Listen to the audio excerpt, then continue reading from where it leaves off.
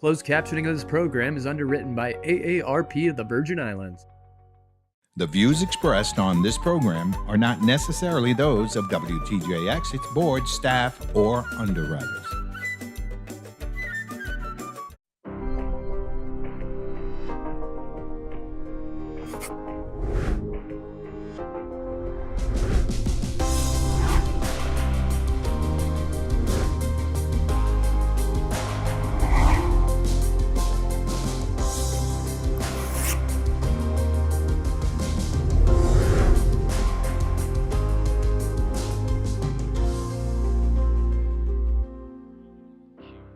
Good day and welcome to the League of Women Voters Meet the Candidates Forum, a program produced in collaboration with WTJX TV for well over 35 years. It is our hope that through these programs, you, the voting public, will have a better understanding of each candidate running for elective office in the U.S. Virgin Islands. We invite you to look at all our programs for the 2024 election each year, right here on WTJX TV, with candidates seeking office as a senator in the 36th legislature or as delegates for the Constitutional Convention. For the first time also, we are interviewing candidates for the boards of education and election. Although all the candidates for these positions were invited, not all responded or accepted the invitation. We are delighted to have here today 3 candidates running for a position in the 36th legislature in the St. Thomas St. John district. I am Dr. Andrea Dorsey, a member of the League of Women Voters of the Virgin Islands, and I will serve as the moderator for today's program. The candidates have been informed in advance of the guidelines for the program. No candidate had access to the questions in advance. The first responder for each question will be rotated among the participants. Timing of a question will be announced in advance. Any comment directed specifically at a participant by another participant will be followed by a rebuttal of 60 seconds. A 45-second follow-up may be allowed. All are expected to be respectful of everyone else. So, let's begin. I will ask each candidate to identify who they are and to state their political affiliation and ballot number. We will learn more about each as our discussion ensues. So let's start with Mr. Collister Foy. Please state your name, ballot number, and political affiliation. Good night. My name is Collister Foy. I am a registered Republican. I am also endorsed by the People's Choice and a member of that group, and I am number 10 on the ballot. Thank you, Mr. Foy. Next, we have Senator Alma Francis Heiliger. Hello, I am Senator Alma Francis Heiliger. I am an independent candidate, and I am number 5 on the ballot. Thank you, Senator. And next, we have Mr. Eugene Farrell. Good evening. I'm Eugene Farrell, number 6 on the ballot, and I am an independent candidate. Thank you. So let's begin by talking about your readiness to become or to remain as a senator. So we're going to start with our challengers. Here is a 2-part question for which each of you will have a 90-second opportunity to answer the question. The first part of the question is, as a candidate for a seat in the 36th legislature, what are your competencies, education, or training that will make you a good choice to address our issues as a senator? And the second part of the question is, please identify your most recent accomplishments that demonstrate those skills and your readiness for this position. Please answer both parts to this question, and you have 90 seconds to do so. I'm going to request for Mr. Foy to start. Yes, my experiences make me a prime individual for the candidacy of being a senator. I have 2 degrees, one in paralegal studies, one in legal studies. I have also been employed by the PERB and been a deputy for the disaster recovery. I was a deputy for public assistance at VITEMA. All those, I think, give me a rounded view of government. I have sat in positions where bills are written, testimony is given, and also being able to look at some oversight, which is a main part of being a senator. As it pertains to the most recent, again, it goes back to disaster recovery. I was disaster recovery public assistance deputy for 2 years, and now I am a deputy at the University of the Virgin Islands as the disaster recovery manager. And so having to do a lot with the projects and ensuring projects are done on time, I can see a lot of areas that it can be improved, as well as where I think I am needed in terms of ensuring that, especially like, for example, the 2% match is found and added. Thank you. Mr. Farrell? Good evening, Eugene Farrell again. My experience, I was the former Chief of Staff for Governor Kenneth Mapp. I'm a retired Command Sergeant Major. I'm a school teacher. And these areas, these positions that I've held make me a prime candidate to represent you in the 36th legislature.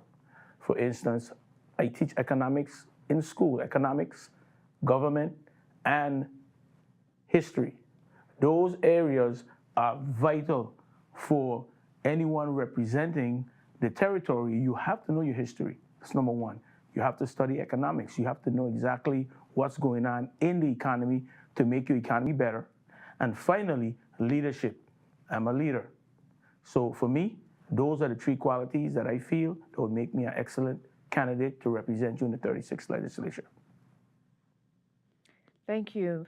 And so now we're moving to our incumbent senator. And so we're asking for you to answer this question. Yes. What have been your accomplishments as a senator over the past 2 years that you feel would justify for your re-election? You have 90 seconds to answer the question. Thank you, Senator Alma Francis Heiliger, number 5 on the ballot. I think one of the things when you're elected to office, you have to learn how to work with your colleagues. I think a lot of people don't recognize when the public takes 15 people and just put them together, it's a very interesting dynamic.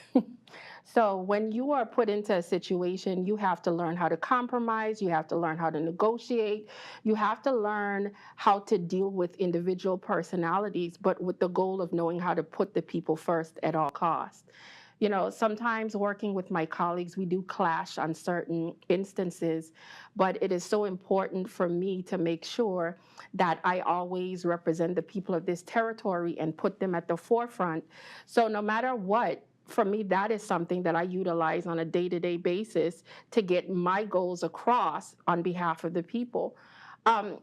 Legislation-wise, I mean, I could go down a list of things, and I wouldn't even limit myself to the last 2 years because it's been a body of work from the time I stepped foot into the legislature in 2021 and got sworn in. There has been a plethora of things, even things that resonate today. One of the things that we started in 2021, got passed in 2022, but became effective in 2024. And that just shows you an example of how things go down the road. So it's across the board, and thank you so much for that question. Thank you, Senator. So let's now talk about the vision for the Virgin Islands. 2027 will mark the 100th anniversary of American citizenship for Virgin Islanders and 110 years since the purchase from Denmark. The question is, what is your vision with respect to self-governance for the U.S. Virgin Islands, and what role do you intend to play, if any? So we're going to start with Mr. Farrell. You have 60 seconds to respond. Thank you for that question. So my vision for the Virgin Islands, first of all, I think we need to deal with our status. Currently, we have the 6th Constitutional Convention before us. So in order for us to look forward to 2027, we need to ensure that we are politically correct with our status, and we need to have a constitution in place. Currently, I reviewed the fifth constitution that was submitted. The 9 areas that need to be corrected, I feel, should have been corrected. And currently, since the Congress did not act on those 9 issues, or they didn't act on the Constitution, for me, in my personal opinion, we have a Constitution. So right now, we need to deal with status. Thank you. Thank you. Mr. Foy. Thank you for the question. First, the teaching of history in the schools here has been mandated by the courts, but apparently hasn't been instituted by the Department of Education. First, you have to know your history, I think. And after studying recently with Miss Ida Smith, delegate aspirant for Congress, I was introduced to the VI Treaty. And that in itself opens up a whole plethora of things as it pertains to the Organic Act. Until I think that we as a people understand that VI Treaty, we won't know how the Organic Act of 1954 applies and what it means for us going forward to either being an independent state, a state of the United States, or simply being still unaligned as just a territory. That, I think, is where our aim should be. The VI Treaty, Organic Act, and on. Thank you. Senator Frances Heiliger. Thank you. While I do agree with both of my colleagues here, individuals here that's sharing the platform with me, I do support us making sure that our children and Virgin Islanders are fully engulfed in knowing their history. As a senator this very year, I was a senator that drafted the language to clean up that particular section of the code and specified what classes from K to 12. I literally wrote it word for word to guarantee that there was no ambiguity in the code so that nobody could question as to what our children need to know. So you could check that out as well. But the point I'm saying is I also do support that we do need a constitution. We also need to focus on our status as it relates to the Constitution. You know, it's a very interesting thing because as a member of the body, we did pass to allow for the 6th Constitution to take place. And while it's on the ballot this general election, we'll see the final outcome. Thank you. Thank you, Senator. So now let's have a discussion around our demographics or population size versus our legislative size. Our census figures shows a significant decrease in population. Note there were 15 senators with a population of over 100,000, but we still have 15 senators with 85,000, a significant drop such that the cost of the legislature is a higher bill now for voters. Given this, should the size of the legislature be apportioned accordingly every 10 years based on census data? Do you agree? Why or why not? You have 60 seconds to respond to this question, and we're going to start with our senator, Senator Frances Heiliger. Thank you. Senator Alma Frances Heiliger, number 5 on the ballot. As it relates to reapportionment, I do believe that it needs to be done.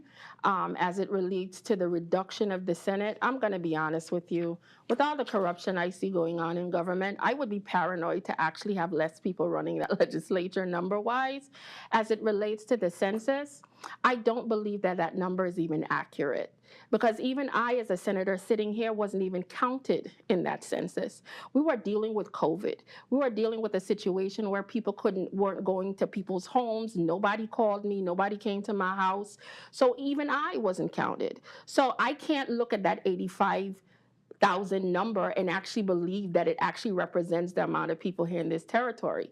It's unfortunate we have to wait for another 10 years from the time it was done. I believe it was 2020. Well, it's every 10 years for it to be done. But in all honesty, it does not represent us as a number. Thank you. Thank you. Mr. Farrow.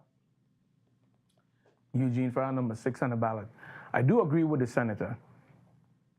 Currently, the 85,000, again, like Senator Francis said, I was not counted. So the numbers are not accurate. But we have to make sure that we are following, we can't follow what the United States is doing, because you have some states, and I hear people in the states say all the time, well, you guys have 15 senators and your small population. We are the legislative branch. We are the state legislative branch. When we talk about apportionment, we're talking about the House of Representatives. So we can't get them mixed up, okay? So currently, I think we should stick with the 15 that we have. Even though some people may feel less is better, I agree with the senator again. I can't, put my hopes in less people to make those decisions for us. Thank you. Thank you. Mr. Foy. Callister Foy, number 10 on the ballot. I disagree with both my panelists here. We have to have less people in government. The Senate has 15 people. That is not needed. Now the census may be off, but to say that it is off by a lot may not be so true. There are a number of people that are leaving these islands simply because of the same things that they mentioned: corruption, WAPA, everything, bad roads. Redistricting is a way that they could address some things, but to get less senators is what I think is the first step in ensuring accountability. You have 15 senators questioning all these agencies, we get in no place.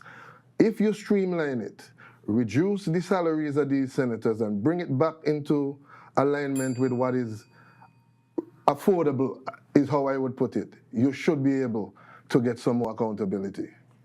Thank you, Mr. Foy. I'm going to allow an opportunity for Senator as well as Mr. Farrell to respond. We're going to start with Senator Francis Heiliger. I 100% disagree with his thought process. And the reason being, we do not have a municipal form of government here in the Virgin Islands.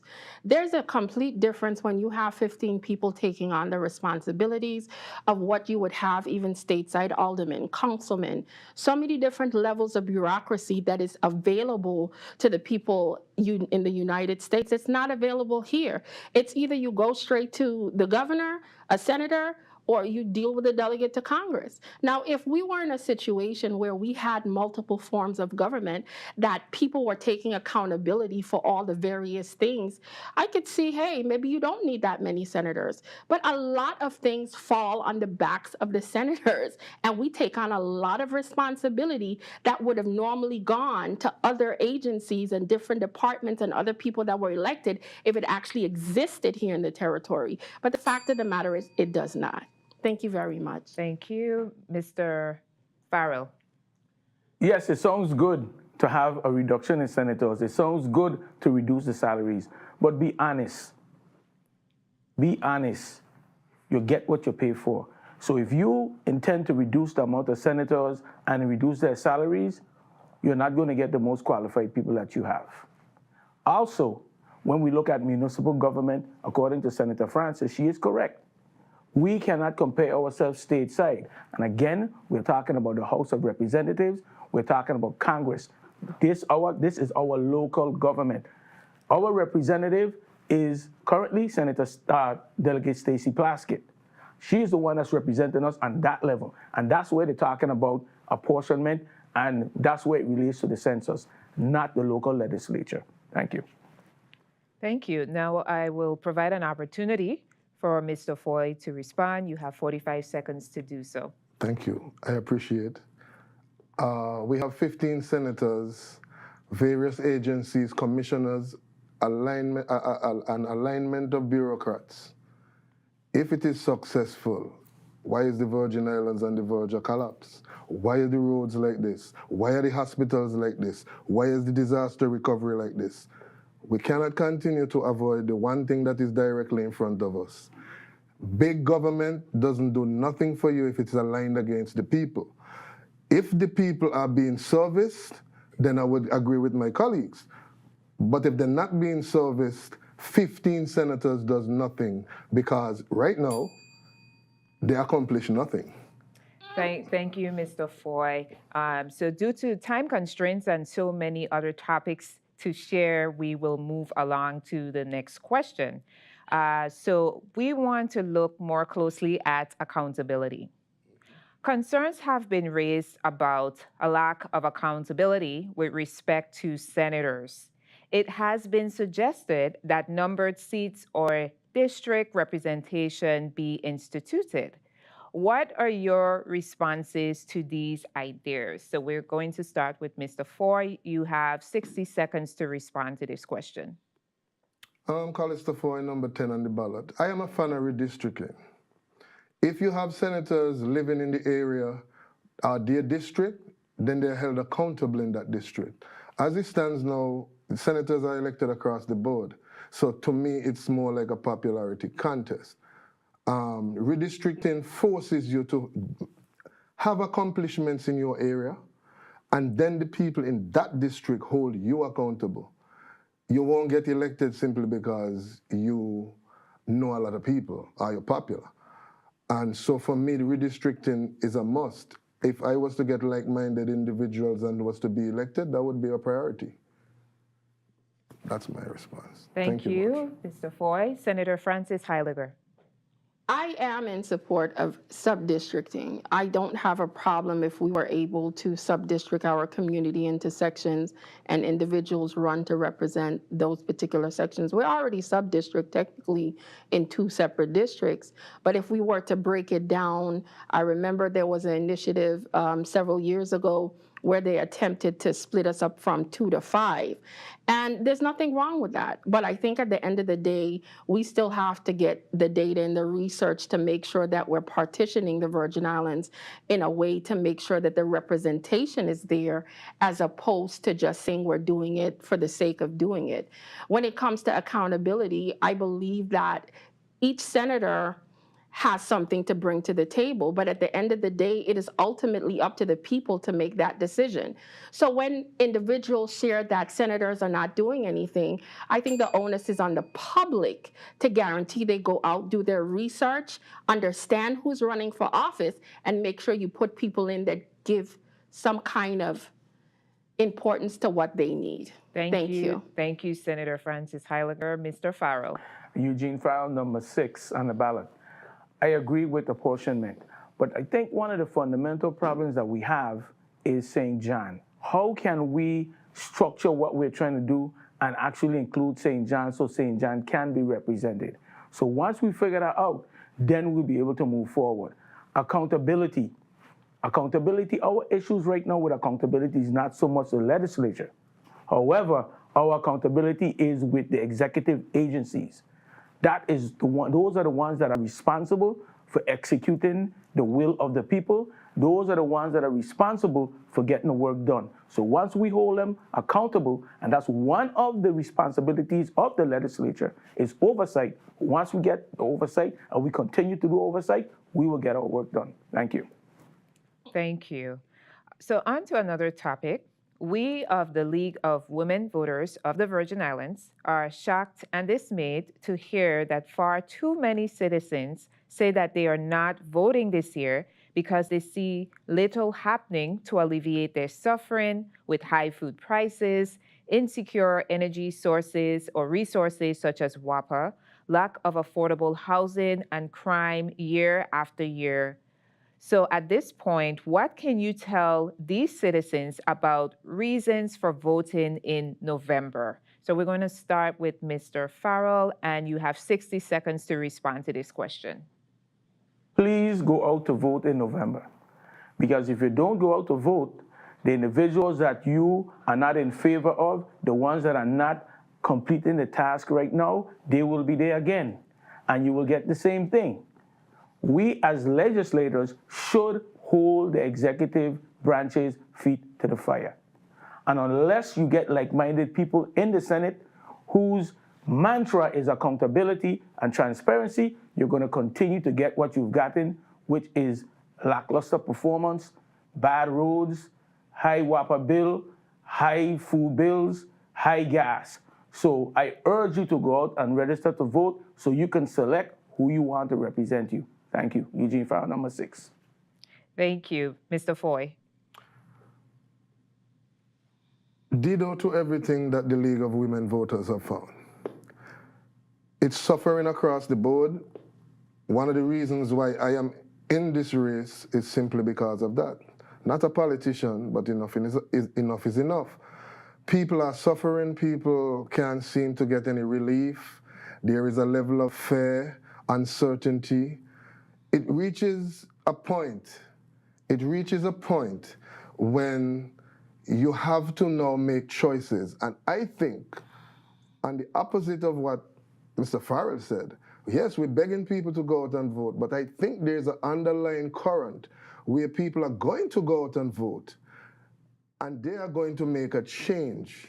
What that change is going to be is left to be seen. But I believe that if the younger people, those are the ones I'm focused on, you need to register to vote and join the other ranks, because that number is extremely low. Thank you, Mr. Foy. Senator Francis Heiliger. Alma Francis Heiliger, number 5 on the ballot. I think it's extremely important that our residents do go out and vote.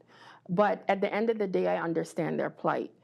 Far too often, sometimes I'm the lone voice in the legislature screaming to the top of my lungs when I see major issues happening in our community. Sometimes I get a lot of backlash for sometimes being the only one fighting against some of the things that I see. When we saw that $45 million was taken out of our general fund without legal authority, because only the legislature has been granted that authority, I was the only one screaming. I was the one sending letters to the AG's office demanding accountability. I was the one sending into legal counsel to get a legal opinion to verify if the executive branch even had the authority to do this, which the opinion said no, they did not. We have to hold and make sure our executive branch take responsibility. It's easy to blame the legislature, but they have to look in the mirror and take responsibility for doing their job as well. Thank you. Thank you, Senator. Mr. Farrell, did you want to provide a follow-up to Mr. Foy's comment? Feel free to do so. You have 45 seconds. Again, Eugene Farrell, number 6 on the ballot. Accountability rests with the legislature, okay? We are the ones that provide oversight over the executive branch agencies if the executive, which is the governor, is not doing what he's supposed to do. And currently, some of the senators that are sitting in there, they're not doing it. They're drinking the coffee from the governor, and here we go. So again, we need to hold these people accountable. Transparency and accountability is the name of the game, and we need to make sure that we elect people that will do that for you. Eugene Farrell, number 6. Thank you. So we're going to move along to 4 major areas of concern. So let's talk about education, crime, health, and WAPR. Let's look at each one separately and address what your responses would be for these matters if elected or re-elected to the 36th legislature. So with respect to education, what do you see as the primary challenges facing education today, and what would be your strategies for addressing them as a senator in the 36th legislature? You have 90 seconds to respond to this question, and we will start with Senator Francis Heiliger. Thank you very much. Senator Alma Francis Heiliger, number 5 on the ballot. One of the major things I see with education is the fact that our children are not getting the level of education that they deserve. If you take an opportunity and go and look at our VIVIS inside the VIVIS database, you would find that from as far back as 2014, 2016, our children were at a level of 75% below basic average in reading and in math. And when I, as a senator, have to listen to our educators on the Senate floor come and say, oh, the issue is with COVID, the issue is with the hurricanes, that is a blatant lie. Because at the end of the day, these numbers were ridiculously low before these events even took place. And the problem I have, is they need to stop blaming these situations and focus on how we have to educate our children. Our children are suffering from poverty here in this territory. Our children are suffering from mental situations. We have to focus on their wellness, make sure they're good. I am sick and tired of seeing all of these videos circulating with our children fighting in school to the point I don't even know if their safety is a whole nother issue. When it comes to their safety, we saw another situation with dealing with our maintenance of our schools where a young man got slashed with a fan. These type of things should not be happening in the territory, but we do not hold the people who are responsible accountable, and this is the end result. Elect people who will put their feet to the fire. Thank you. Thank you, Senator Francis Heiliger. Mr. Farrell. Education, Eugene Farrell, number 6. First of all, we need to look at the education situation on a three-pronged approach. We need to hold the administration accountable. We need to hold the teachers accountable. We need to hold the parents accountable. So it's not just one area where we have issues. Number one, provide better salaries for the teachers. If we look at the census, our teacher numbers are dwindling. We have to import teachers from different countries. Make teaching attractive. And one of the ways you do it is to increase the teacher's salary. Give them an incentive. Give them a little more pay. Encourage the younger people that we have in our community to become teachers, because that's what we need. Parent University. I know several years ago there was a Parent University program where it taught parents how to handle their kids, how to teach the kids, how to assist the kids with the schoolwork, right? That is what we need to go back to. And finally, the administration. Let's get the schools built. Too long we've been back and forth. It's over 7 years now, and we only have one school on the way. One school. So we need to elect people, again, who's going to put the pressure on the administration for them to do what they need to do. And that's build our schools and create a better education system for our students. Thank you. Eugene Farrell, number 6. Thank you, Mr. Foy. The education system in the Virgin Islands has been suffering for decades, and Senator Alma Francis Heiliger is right. You can't just approach education and say things during an election year. It has to be a body of work. She has that. She has been doing that. Unfortunately, the education system is not only affected by the administration, meaning the executive branch, and the senators having oversight and all that. It's a continual pattern of doing nothing during the summer, and then you criticize during September when the schools are falling apart. These things are not new. This is year in, year after. In order to get the education system fixed, you have to put competent people to run the department. Secondly, those people have to be held accountable. We talk about the child who got slashed, but what about the case where you had a monitor that was basically running rampant throughout the school? That report came out, nothing is done. Nobody is held accountable, and it continues. If we continue down the road with those sorts of things, the education system won't improve, the moral won't be raised. Yes, we can give teachers more pay. That comes up during an election year, but that should be a basic thing that is done based on the abilities of the teacher to teach the children. Thank you, Mr. Foy. I would like to open the floor for our other two candidates to provide any feedback. So I'm going to start with Senator Francis Heiliger. Thank you. We have a limited amount of time, and I'm very happy he referenced the situation with the monitor.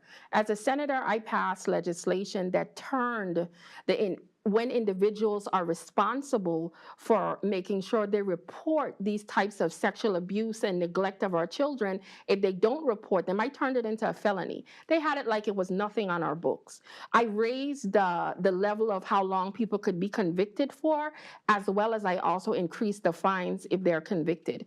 I wanted to do something to put the fear of God in these individuals that continuously neglect our children. And when I read that report, and I'm hearing that people are saying as administrators, they were afraid to come forward. What about the children that were being molested? What about the children that were being hurt? sometimes you have to put yourself in their shoes first and protect them at all costs. Thank you, Very Senator. much. Mr. Farrell. Thank you. As a school teacher, I sit in the classrooms with these students. I see what they're going through. And for me, the main issue is we need more teachers. We need more people in the classrooms. And in order to do that, we need to up the salaries of these teachers. We need to provide incentives. And it's not all money. Give them a safe place to work. The classrooms are in deplorable conditions. Right now, we have the temporary classrooms with mold, right? Teachers are walking out. One teacher told me the other day she was sweating right down to her underwear. Who wants to work in those conditions? Let's improve the conditions and we get better teachers. Eugene Farrell, number 6. Thank you, Mr. Farrell. So let's move to health care. With respect to health, many leave the territory in search of health care, especially on St. Croix. What do you see as the primary challenges regarding health care, and what would be your strategies for addressing them as a senator in the 36th legislature? So we're going to start with Mr. Foy, and you have 90 seconds to answer this question. Healthcare is a big issue. Everyone is talking about the fact that a lot of the elderly, the children who are sick, has to leave the island now. The insurance is an issue. As a senator, one of the first things I think that's going to confront the 36th legislature is trying to figure out what's going on with the hospitals. Because the only way for people to stay to get quality health care in the Virgin Islands is if the hospitals are fixed. That is not going to happen overnight, so we're going to still have some semblance of people leaving. But I think if we can get the executive branch and the Office of Disaster Recovery to give us an indication of exactly when these hospitals are going to be built, whether it's going to take 10 years, 5 years, then we could move to get some sort of, maybe a temporary facility, show up the temporary facility that we already have with more doctors, more nurses, so that the people here don't have to spend the cost to travel. There is no fix to that unless that happens. If that doesn't happen, then the people are going to still have to travel outside, because you want quality health care. And this is not a knock on the locals, but without the facilities to provide it, they're going to leave. Thank you, Mr. Foy. Senator Francis Heiliger. Thank you very much. Senator Alma Francis Heiliger, number 5 on the ballot. I think it's extremely important because we do have an aging population here in the territory, and it's paramount that we have the services they need. Unfortunately, because we do live in the Virgin Islands, we don't always have the specialty services that are available, and at times it does force individuals to leave the territory. As an individual who both my parents died from cancer, I was fully in support of the Cancer Treatment Center here, but we all saw how that situation turned out with the lack of funding. It got mixed up in a lawsuit, several other things. So I think when you have 1/3 of the population that doesn't have insurance, we have to do a much better job in trying to make sure that we could try to get more people to offer insurance to individuals here in the territory and make sure that people have that type of opportunity. When they get ill, they could feel that there's some kind of alleviation to make sure they have the type of protection for their health that they need. Unfortunately, because so many people lack insurance, that they don't get these services. And then what ends up happening, they stay home, they don't go and get the help they need. You have Eastern Clinic that here, specifically Fredericksted, the health clinic in St. Croix. All of these things are supposed to be helping supplement, but it's not enough. And we have to do a better job to make sure we get the help we need here in the territory. Thank you, Senator. Mr. Farrell. Thank you, Eugene Farrell, number 6 on the ballot. One of the things we have to recognize is that the situation that caused these issues with the healthcare service were those 2 hurricanes, and we have to deal with it. Currently, one of the things that we can consider is promoting more lifestyle changes. Lifestyle changes, eating healthier, exercise. That's one area that we can look at. Also, we can also consider subsidizing some of these trips, because if we don't have the necessary facilities that our people need, then we may need to fund or sponsor some trips to the States so they could see their healthcare provider until we could get our places built. Because right now, it's going to be a while before we get the hospitals built. So we need to actually come up with innovative ways in ways to subsidize and help our constituents. Thank you, Mr. Farrell. With respect to WAPA, some people have continued to suggest that WAPA should be privatized to resolve this crisis. In fact, the Virgin Islands might be the only place or one of the few places in the US where the government owns the electric company. What is your position on this matter? We're going to start with Mr. Farrell, and you have 90 seconds to respond. Eugene Farrell, number 6 on the ballot. Privatization, no. No on privatization. But what I do propose is that we put WAPA in receivership, and that will give us an opportunity to look and see exactly where WAPA is failing. Currently, we hired a turnaround company, Ernst & Young, with a $500,000 contract, which I don't think is enough. However, I see a conflict down the road, because once Ernst & Young gives us their fix, we still have a board that may not execute what Ernst & Young wants. So I think we should disband the board, put WAPA in local receivership, and then we move forward. That way, we can see what the problems are, fix the problems, and get WAPA back on good footing. Currently, their rating is a CC. That means failure is likely. Failure is likely. And that affects our bond rating for WAPA. So again, for me, WAPA, it should be put in local receivership, not federal. Because if we go into federal receivership, that's a whole different story. So we need to take action now and put WAPA in receivership so we can see exactly what's going on in WAPA. Eugene Farrell, number 6. Thank you, Mr. Foy. WAPA as an institution is dead. WAPA is a F. It's failing. It continues to fail. Just this afternoon, coming through the lights to get here, it took me 10 minutes. I almost get in an accident.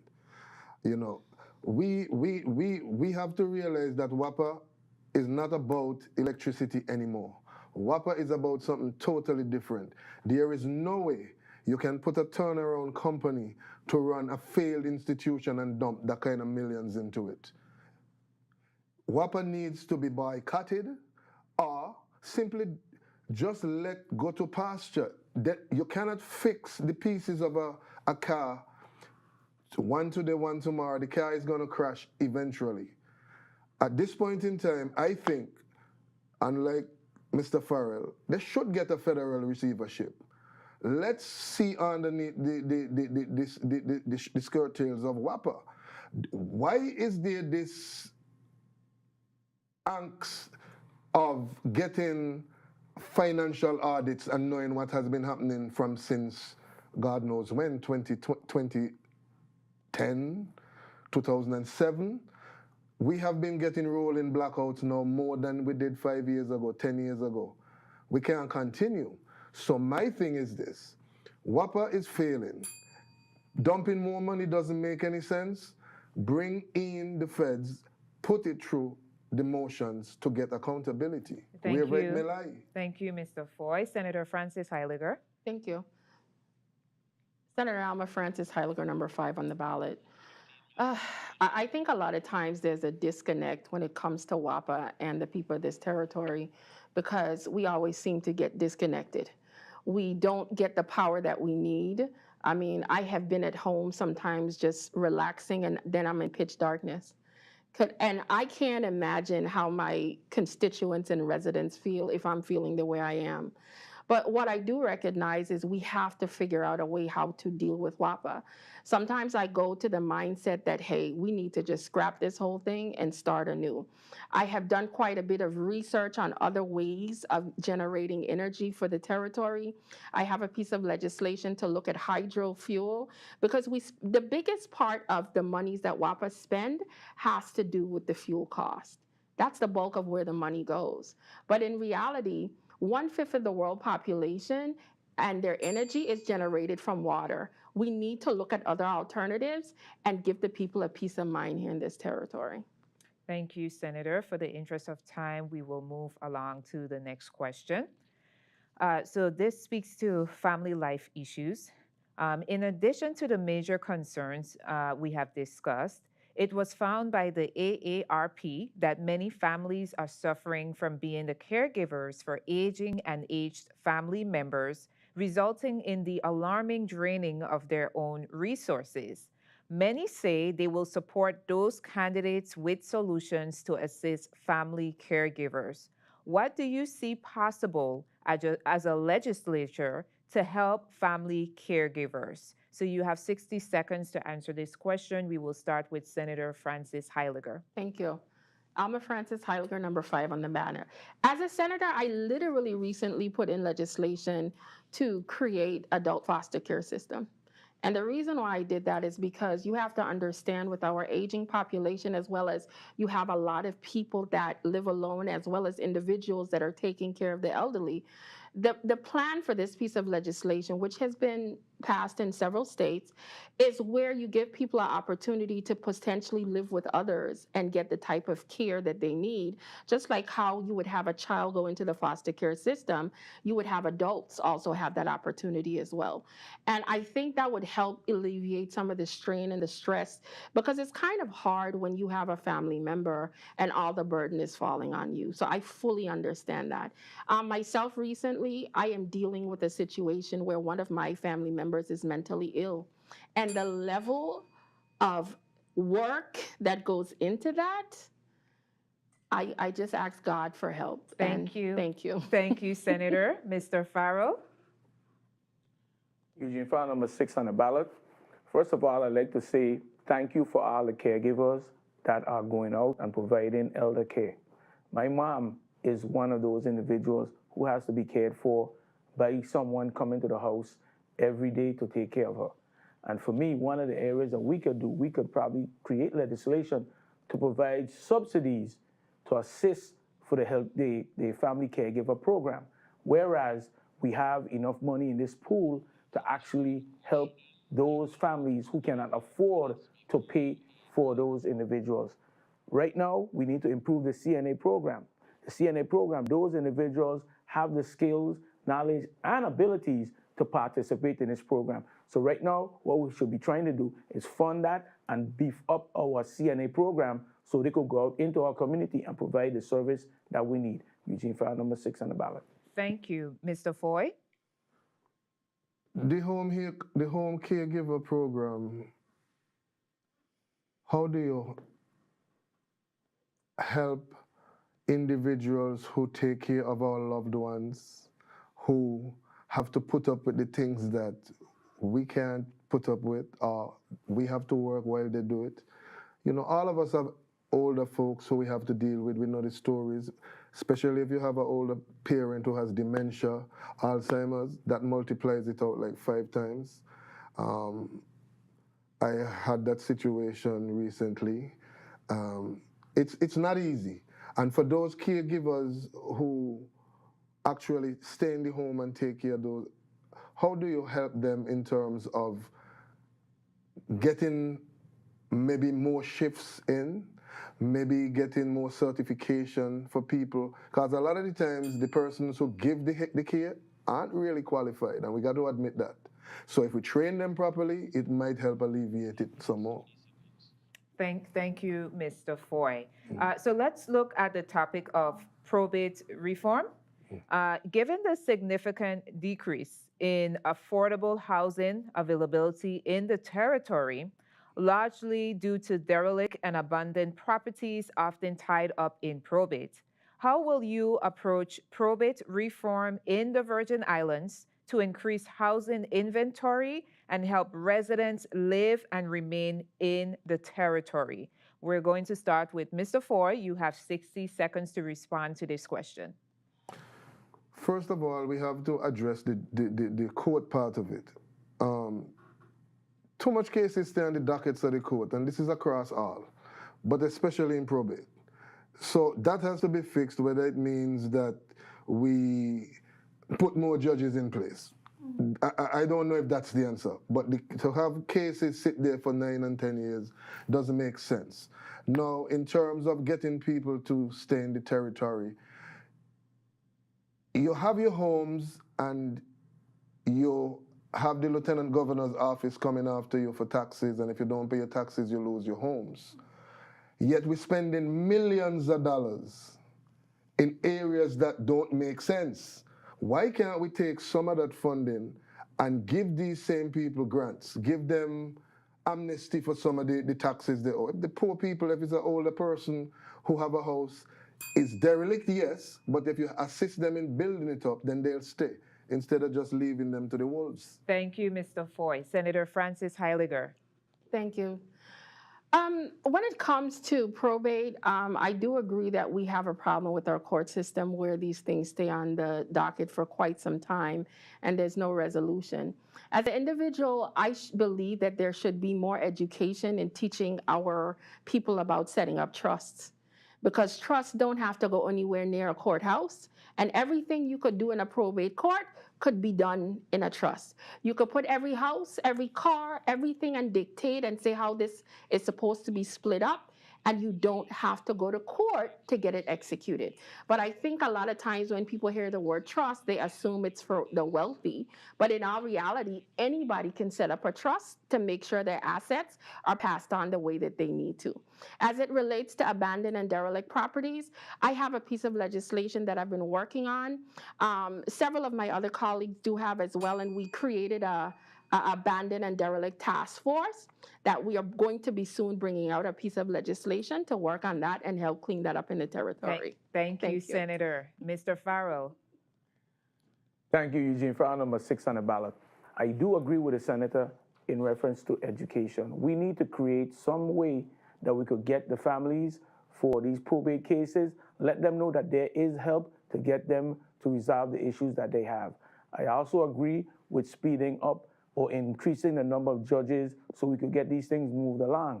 However, when it comes to derelict houses, some of these people just don't have the money to fix the homes. So therefore, I advocate for providing funding to assist them in fixing these homes and turning those homes into rental properties that we can use.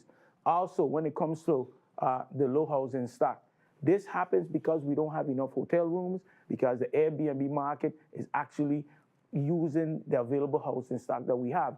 So one of the suggestions I have is to increase hotel room development in the territory, which provide a larger option for visitors to come. Eugene, file number 6. Thank you, Mr. Farrell. As we are heading towards the end of our discussion due to time constraints, I would like to invite you to address any other topic of concern that you have an interest in, along with your strategy for addressing this topic. In addition, I would also like for you to provide your closing statement as well, and you will have 90 seconds to do so. In your closing statement, please let us know why it is a wise choice to include you or to select you as one of our upcoming senators for the 36th legislature. You have 90 seconds to answer this question. We're going to start with Mr. Farrell. Thank you, Eugene. For number 6 on the ballot, one of the passionate areas that I have is sports. Currently, I look at the Lionel Roberts Stadium, and it's a derelict property.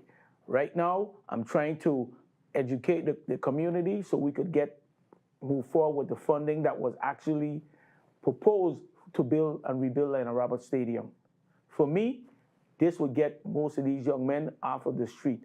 Once we have sports programs available for them, we have opportunities for them to play sports, not just baseball, basketball, soccer. Once they have the facilities to play, we will reduce crime. Eugene Farrell, number 6 on the ballot. Leadership you can trust, service you deserve.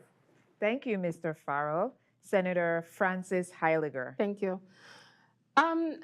For far too long, I think we in the territory have spent a lot of time focusing on who's who in regards to relationships, family members. I encourage the public to go out and when they're voting, take the time out to learn your candidate. Know the people that you're asking to go in there to represent you. to say, hey, is this person going to look out for my best interest? Is this person going to do what they need to do to make sure that my future has some type of prosperity in it? You know, when we were talking a little bit earlier with the abandoned and derelict properties, in my legislation, there's a section that I drafted that has to do with a exchange program. The governor previously had a piece of legislation that he was touting to take people's property by conservatorship. I don't support that. One of the options in my legislation is to create an exchange where individuals that are interested in investing and working on a particular derelict property, those homeowners could, or either commercial building owners, could post those things to a website, and people could go and search through, and they can negotiate and come up with the idea of how they could work together. I'm not for taking people's property. I believe in giving them the option to come up with their own solution as to how they want to do it instead of conservatorship for 30 years. But at the end of the day, put people in office that's going to fight for you. Put people in office that's going to hold people to the fire in regards to accountability. Senator Alma Francis, Heiliger, number 5 on the ballot. Thank you, Senator. Mr. Foy. Yes, I have confidence that everybody listening knows exactly what is wrong in the Virgin Islands. You know about the corruption, you know about the lack of accountability, you know who senators are holding people's feet to the fire and who are along for the ride. Corruption doesn't necessarily mean what you think it means. For 40 years, we have done the same thing. It is across every agency, every board, every office. The bureaucracy is out of control. If you don't follow the law, you are violating the law. It's corruption if you are not held accountable, and that goes from the legislature to the AG's office. How is it possible that we could have federal indictments and there are no local indictments from our local AG's office? That is the question. And so I ask everyone, vote your conscience. You know who's doing the job in the legislature. Give me the opportunity to join those people and then give us like minds. And you will see a change in the Virgin Islands that you have never seen before. Callister Foy, vote for accountability, vote for hope, but vote for change. Callister Foy for a better VI, number 10 on the ballot. Thank you, candidates and viewers, and thank you, WTJX-TV and staff for today's program. The League of Women Voters hopes that this program has helped with you, the voter, in understanding of the candidates and in so doing, inform your vote in November. The League reminds you that your vote determines the future of the Virgin Islands. Every vote does count. During elections, we often see an individual who barely makes the cut because a few more people did vote, or one who barely loses and wishes if only a few more persons had voted. So, let your voice be heard by your vote. We encourage you to vote. Thank you for watching. I am Dr. Andrea Dorsey for the League of Women Voters of the Virgin Islands, saying, vote early or vote in November. Just vote.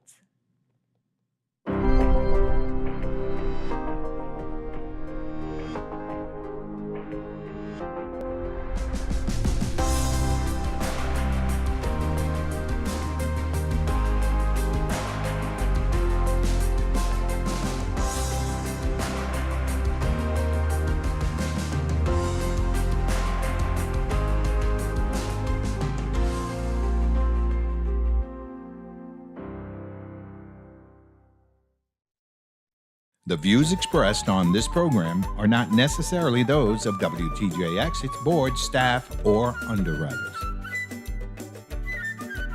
Closed captioning for this program was underwritten by AARP of the Virgin Islands.